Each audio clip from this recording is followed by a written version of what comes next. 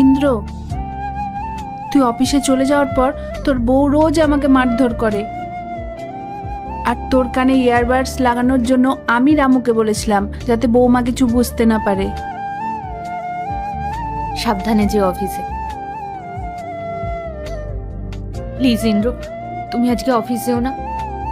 আমার মনে হচ্ছে মা আজকে আমাকে ঘর থেকে বার করে দেবে, তাহলে তুমি নিজের চোখে সবটা দেখে নিতে পারবে। মা, তুমি সাবধানে থাকিও। ঘরে যাও, আমি আসছি। যাও। পূজা, তুমি আর সাবধানে থাকিও। যাও, আমি আসছি।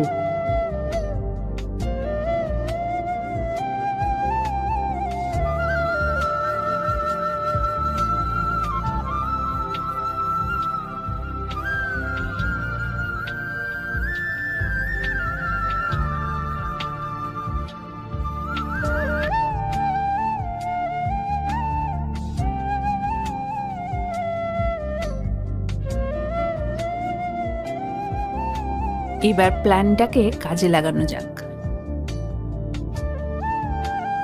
এবার দেখছি তোমাকে এই বাড়ি থেকে বার করতে আমাকে কে আটকায়। মা, মা আপনি এটা কি করছেন? আপনার তো লেগে যাবে। মা, মা এটা কি করছেন? আমাকে মেরো না বৌমা, বৌমা দয়া করে বলছি তুমি আমাকে মেরো না।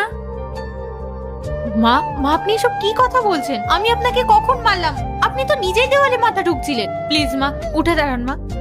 আহ আহ আহ আমার ব্যথা ব্যথা লাগছে। আমার হাত ছাড়ো, হাতে লাগছে আমার। মা, আমি আপনার হাত কখন মোচকালাম? আপনি তো নিজেই আপনার নিজের হাতটা মোড়াচ্ছিলেন। এসব আপনি কি বলছেন মা? প্লিজ মা, আমি আপনার সামনে হাত জোড় করছি, আপনি এরকম করবেন না, আপনার লেগে যাবে। প্লিজ মা, আপনার পায়ে পড়ছি। বৌমা তুমি এটা কি করলে? তুমি আমাকে ফেলে দিলে। মা, মা আপনি এসব কেন করছেন?